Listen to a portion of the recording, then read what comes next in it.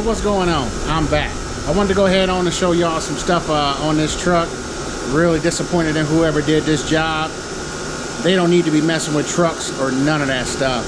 I'm gonna go ahead and show y'all, you know what I mean, what some of this bull crap that I pulled off this truck. This is the type of stuff that pisses me off. You got this janky homemade cup. I'm assuming it's homemade, but it ain't even centered up on the bag. You know what I mean? It looked like they cut it with a grinder. It didn't even flatten it out. You look down in there. Look at all of that.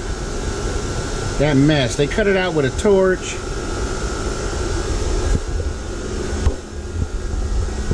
Look at these control arms.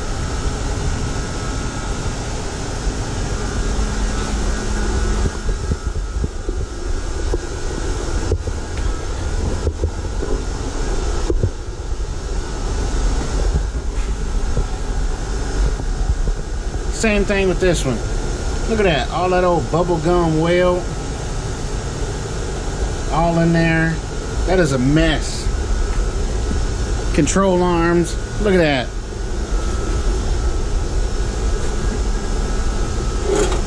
How big is that hole? Blah, blah, blah, blah, blah. That is not supposed to be like that. And then, I don't know, just a crappy job. Then they took a torch, cut this whole thing out. All of this right here is bent on both control arms. There's supposed to be a lip right here. Why they cut that off, I'm not sure.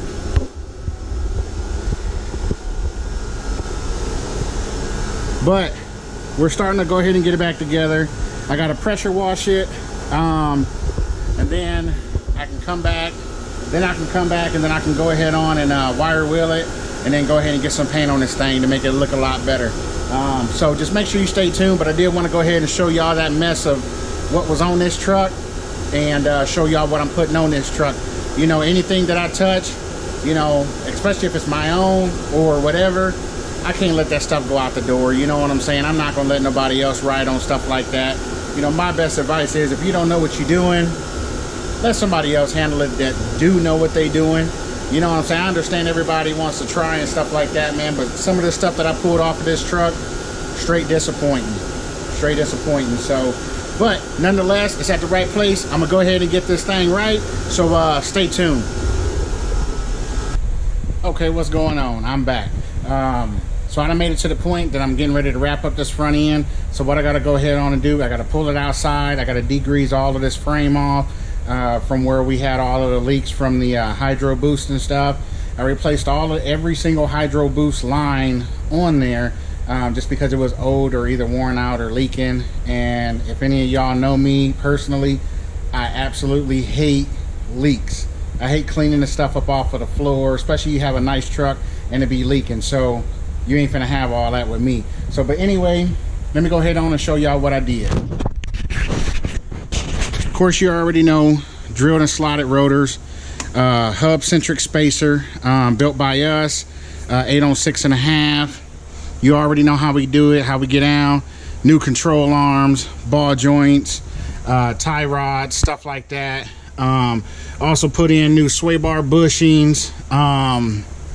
Let's see, went ahead and put the bags and everything in there. For this right here, we didn't have enough room to run a shock in between here like you do with like the low boy arms and stuff like that. This is pretty much a budget build. It's just going to be a flip truck with some wheels and stuff on it. So so we end up putting a shock here. So there's plenty of room in between this and the control arm. So what we end up doing, we welded a bolt right here, put the shock up there. That's just a stock shock, and that's just a regular universal shock bracket. So all of this stuff is caked on grease from where all of that hydro boost and stuff was all leaking down. So you already know that we got to go ahead and clean that up. Then I'll pull it back in here, and then we can go ahead on and paint all of this on up so that it looks pretty good. And then I'll go ahead on and move on to the other sections. But I did want to go ahead on and show y'all exactly what I had did to it. Let me go ahead and show you the wheels of what we're gonna put on here. I think it's gonna be a real nice touch.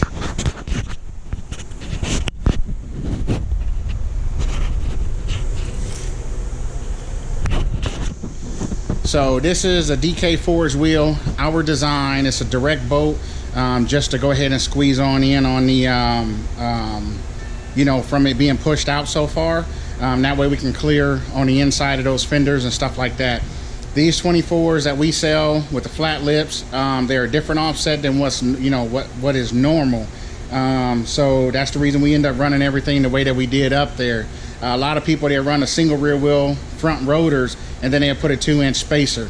My setup's a little bit different. I actually got a 3-inch spacer against a single rear wheel front rotor. But then, like I said, the offset on these wheels is a little bit different, so it kind of is close to the same thing, but I got quite a bit of turn and stuff. So, but anyway, like I said, let me go ahead on and show y'all this wheel. This is our wheel right here, our custom design, one-off, everything. So let me know what you think and go from there. Yeah, but that's our wheel right there. You see it, DK Forge going around there. That's on a 275 30/24 tire.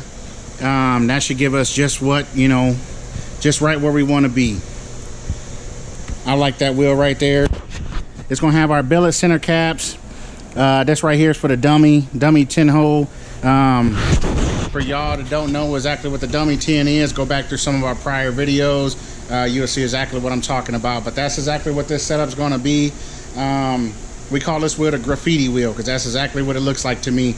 Looks like, you know, one of them trains going by with all of that tagging graffiti on the side of it. Looks like some of the letters and stuff in it. So, but anyway, let me know what you think. If you think it's ugly, that's totally fine too. I respect that. But like I said, let's go ahead on and move on to the other part of this truck, okay? So now I'm getting ready to go ahead on and rip out this 4-link. And I mean, this work is done horrible. I really don't know what to say about it. I mean, between the bushings being bad, stuff like that. Check this out right here. I went ahead on and put this frame up on jack so I can go ahead and get this C-notch in here. And I just happened to lean up against the rear end and it moved. And I'm like, okay, well, that ain't supposed to happen. So check this out. This thing got movement in it.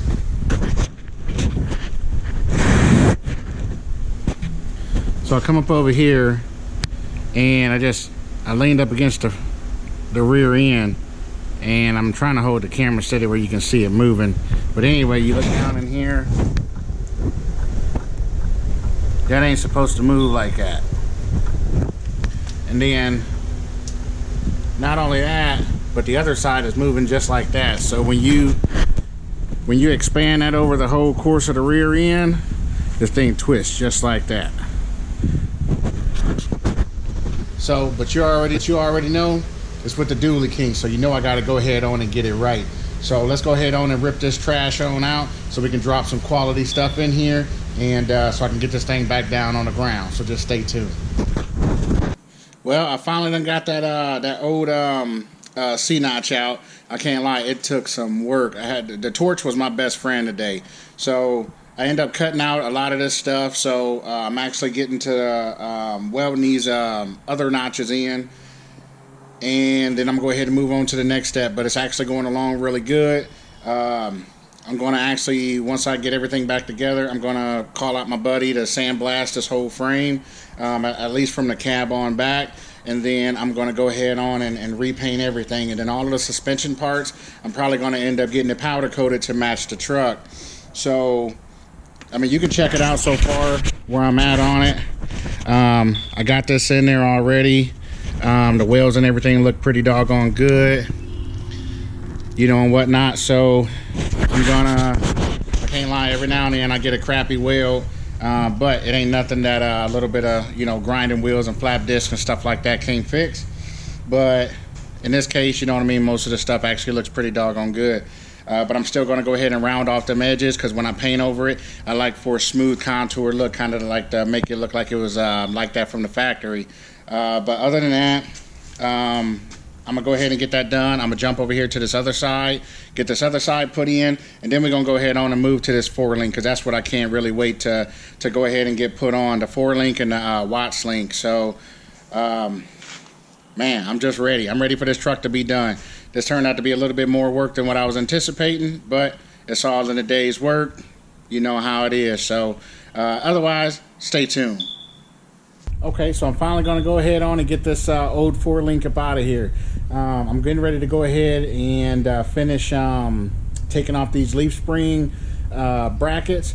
So what I ended up doing, I took a torch, cut around it, and then that way I don't blow a hole into the axle tube, and then I can take the grinder and then just finish going over it. What I'm talking about is, let me show you.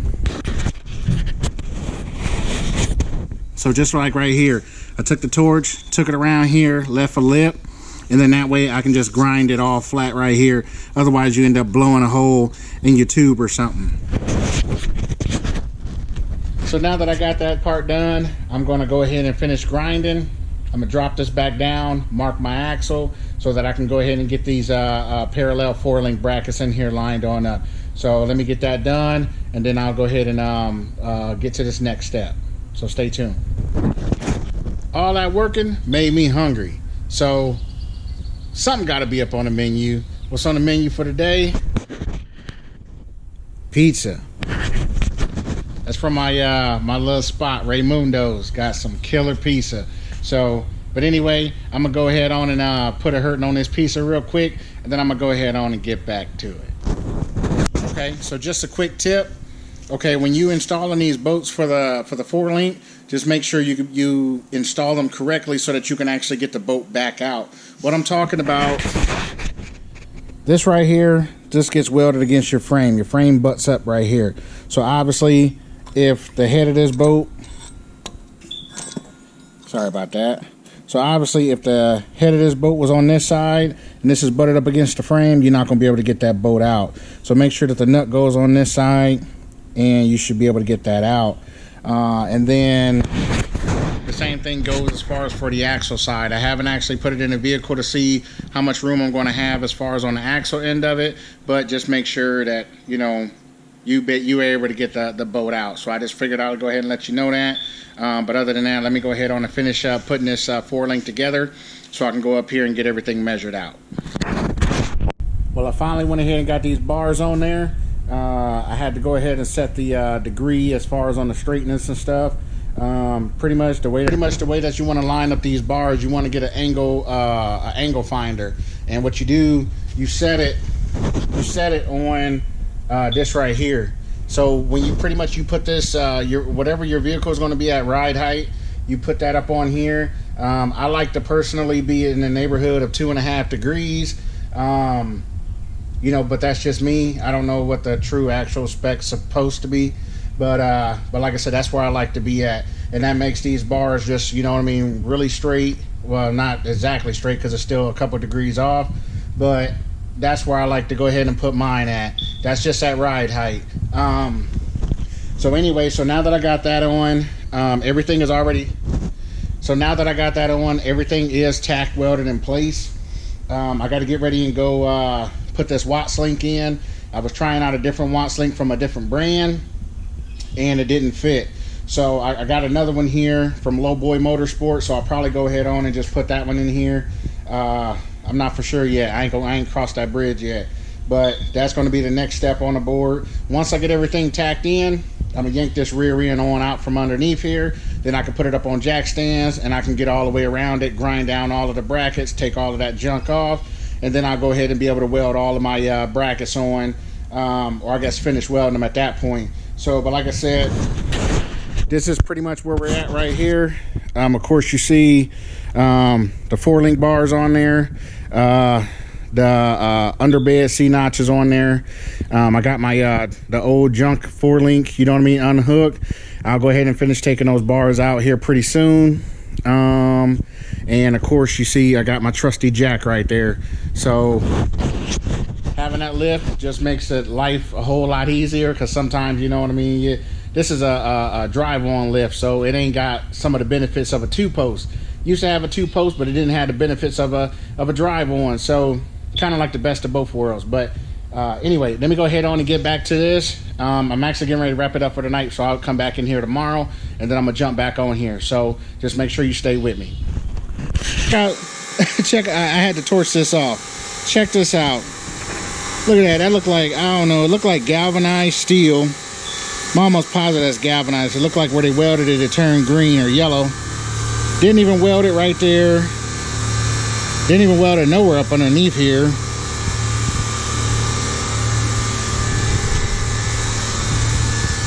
Yeah. Them welds right there, I mean straight bubble gum. I bet you I can chew some double mint spearmint gum or something that's stronger than those welds. But you already know, I had to go ahead on and do away with that trash. I mean, man, like I said, bubble gum is stronger than some of them welds that's up on there. But like I said, I had to go ahead and get rid of all of that so I can go ahead and get something better up on here. Other than that, you know what I mean? Let me go ahead on and get on back to work. And man, I'm ready to get this 4-link done because I'm ready to go ahead and put this bed back down on here too. So just make sure you stay tuned. Went ahead and got some of these areas right here like boxed on in, so when I put my Watts link in, everything's good. Just gives it more strength. This is 1/4-inch metal that I'm using on there. I probably wouldn't go below 3/16, but you know, it's your truck, you build it how you want it. But anyway, now that I got that boxed on in, I'm gonna go ahead on and get this Watts link in. Now this in between here, the distance between the frame and like the axle was shifted over this way. So what I end up doing, I end up taking a ratchet strap and doing some measuring, found out how much I need to come over, and I ratchet strapped you know, this so that I can pull this on over and whatnot. So that way I can go ahead and get my measurement true so that the axle is dead smack center to where it's supposed to be. And then after I put that Watts link in, as it travels up and down, it won't move left or right. Because if you end up doing it off center and weld everything in, your axle is going to stay off center. So to pretty much prevent that, make sure that before you even start on your Watts link, your axle is already centered up, and that way you're good to go. So let me go ahead on and get this part welded on in here, and I'll show you to the next step. So I finally went ahead on and got this put together. Everything's all tacked in. So now I got to go ahead on and weld up what I can, what's actually on here. Then I'm going to go ahead and take the rear end out. And then I'll go ahead on and finish doing my welding. And then I'll go ahead and weld up what's on the axle while it's up on the jack stands, and finish torching off my brackets and grinding everything down. It just makes the life a whole lot easier doing it like that. So this is pretty much where I got to so far. I got my Watts link in. I got my gauge or my angle finder just to make sure that that's at the same angle as that right there, that lower bar, just to make sure everything stays centered and true. Got my bag brackets and everything tacked in place. I'm going with a bag in front of axle. I wanted to do bag behind the axle, but I couldn't with the way that the Watts link is all set up, which is totally fine with me. And other than that, you can see that the parallel 4 bars are all in. Everything's all measured up. Like I said, I got my strap going across here to go ahead on and pull the frame over this way because it was more over that way. So I needed to make sure everything was all centered up. So now that that's all in there, like I said, I got to go ahead on and get all this welding done. Then I'm gonna go ahead on and get my buddy over here to go. Get my buddy over here so that he can go ahead and sandblast this whole back end, and then I'll go ahead and start painting. Some of the parts are going off for powder coat, some of it ain't, but let's go ahead and see what this bad boy looks like after we get it sandblasted and stuff. So it's Saturday, it's my homeboy's birthday. We're getting ready to go up over his house. He's gonna have like a kind of like a car show slash cookout for his birthday. That's what he wanted, so we're getting ready to go up over there and check him out. So other than that, I'm getting ready to go ahead and slide on out of here. But I think for today's video, I'm gonna go ahead and call this one a wrap, and then I'll go ahead and wrap this one on up in another episode. So make sure you stay tuned for this one right here. But for right now, it's Saturday. Like I said, I want to go ahead and enjoy whatever is left of my day. But before you leave this video, make sure you like, comment, share, subscribe, hit that notification bell so you never miss another video. You already know, it's the Dual King signing off. Peace.